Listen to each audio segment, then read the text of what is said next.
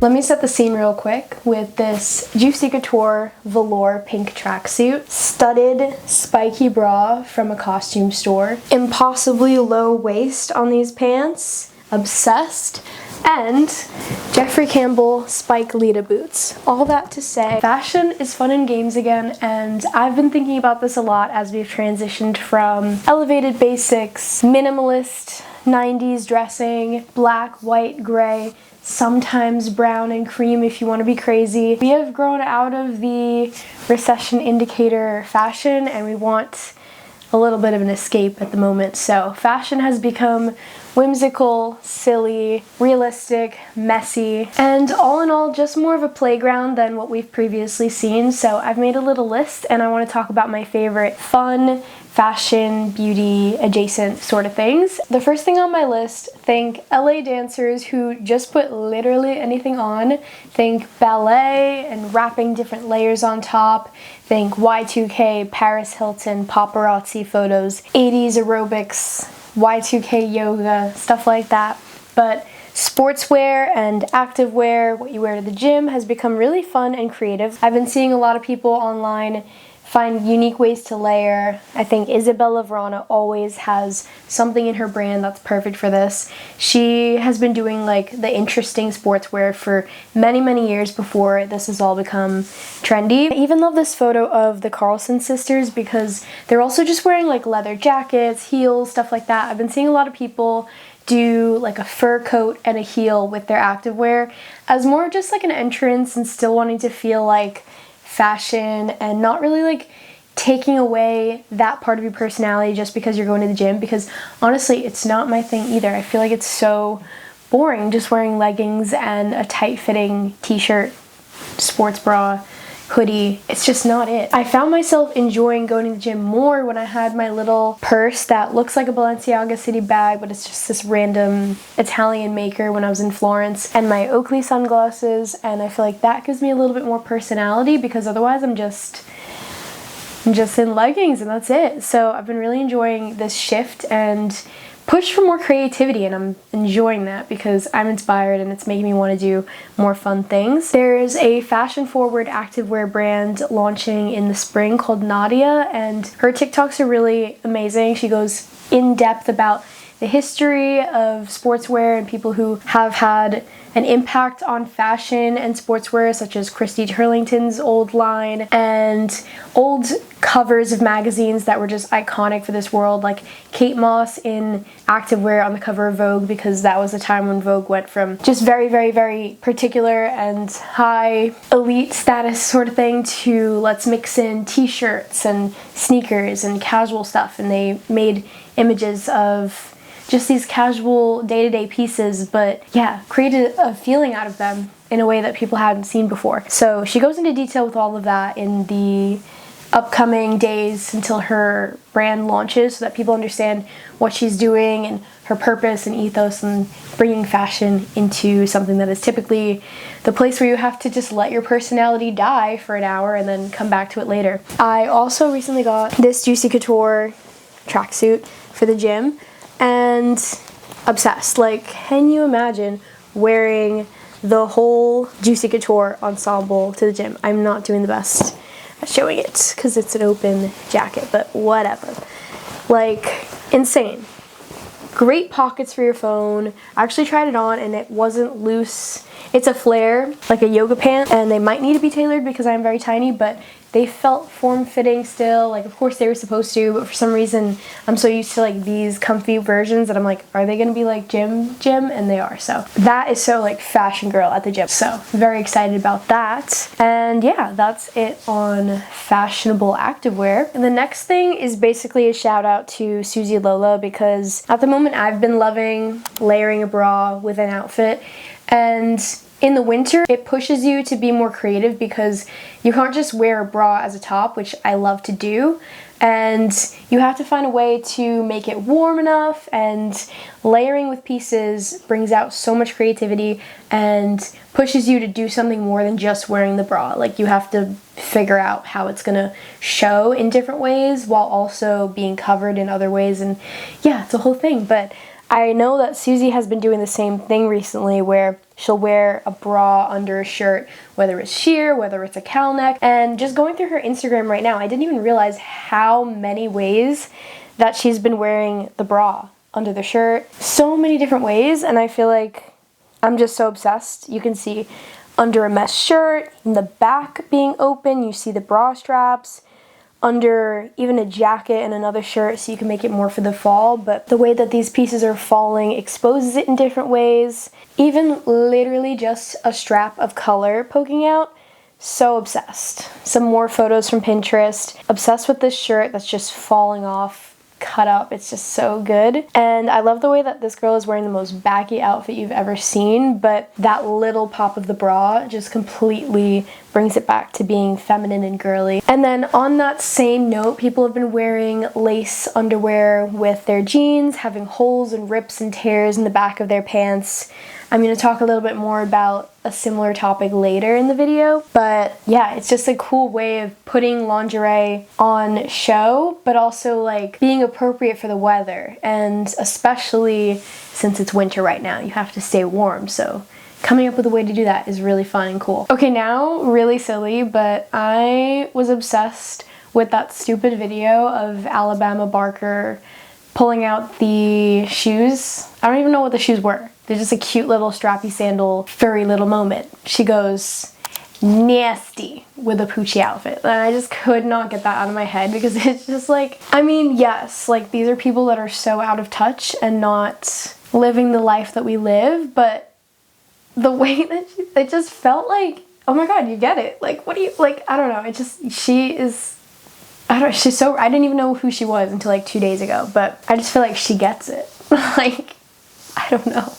It's so dumb. But yeah, I like went on Pinterest and looked up a bunch of these pucci outfits, because I mean the brand is so fun and silly and colorful and whimsy, and it's exactly the vibe. We love color right now. It's winter now. People are playing with color during the winter, but it's also about to be spring, and I know it's only January, February right now, but the way that everything goes in fashion, we're all talking about spring in the middle of the winter. But yeah, all of these are just so fun, silly, hot, just everything. So she gets it. I don't even know if she meant to, but yeah, I mean, slay. I've talked about this so many times, but the emphasis on wearing your clothing, rewearing, having clothing that's lived in, that specific phrase is annoying, because like I love saying that, but now it's becoming one of those buzzy like words that people are gonna use, like, oh, it's so lived in. I don't know. I've been seeing a lot of influencers and people like open something up and unbox something, and then they comment on the fact that this new piece is lived in and looks destroyed and messy. I mean, it goes hand in hand with being into vintage fashion, so I've always loved it, but it's just funny seeing people actually say that out loud, being like, oh my god, it's so good, it looks like it's so messed up, like I love. And then I think it was Jeannie's video, but she was talking about a pair of jeans that she's worn into the ground to the point where they have the perfect heel bite.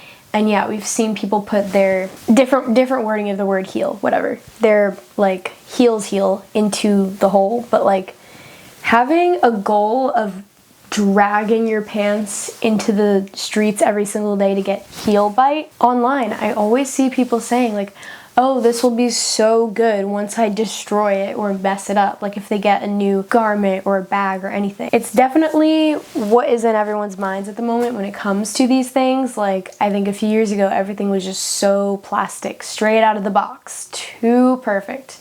And now we're really seeing fun, messy. Going hand in hand with the Hervé Leger dresses, the bandage dresses that everyone has been loving, are the platform pumps, the platform louboutins in particular, and I have not been able to get enough of the louboutins with the spikes and the rock studs and the strappy spikes. Like, it's crazy. They are so fun and tacky and ridiculous, and I'm obsessed. Like, the thing is, I'm not even an overly maximalist person. Like, I don't wear silhouettes that feel like big blown up like costumes. I just feel like that hasn't ever worked for me. Maybe it's because I'm short and I just prefer to wear lower like profile stuff, but I'm obsessed with all these like maximalist crazy colors, spike styles. Like, it's just so much fun. And yeah, like there's no way you're wearing these and you're thinking like you're so serious. Like, it's just fun and stupid, and I love when fashion can be fun and stupid. Neon and metallics are heavily enjoyed this winter, which is funny because it's a summer kind of palette, but people are so into this world that, again, just finding creative ways to style it into winter outfits, which are usually really drab and boring. I think a lot of people love to layer in the winter. I love to layer in the summer because I feel like, yeah, it is easier to layer the little itty bitty tiny pieces in the summer, but hey, like this is a lot of inspiration for being able to create those silhouettes and still be appropriate with the weather. Of course, like maybe not the most comfortable and appropriate with the weather, but it works. I think it works really well. Lara Violetta is a favorite of mine as well, and she's been doing more videos of her makeup where she says on it, the more AI I see, the more I crave imperfection. She's been doing these videos where she calls out AI and just does an imperfect look, and it's so good. It's so inspiring. It makes me want to just do it more. I've always had trouble with maximalism on my face. Sometimes I'm like, oh, my hair is dark, or there's bangs, or there's too many shadows on my face, and I just can never figure it out the way that she does, because she makes it seem like she just has the most blank slate to just do it, and it looks so good. And I'm always afraid of like having a clown face by the end of it, but it's the way that she does so much, and yet like it's so little and simple. Like, it's just a cool eye and a cool lip. Like, it's so good. Obsessed. I totally thought that we were bringing back 2014 Tumblr and not 2016, but I think the most obvious time difference you can think of is 10 years, because 2026, 2016, so that also makes sense. It is so much fun.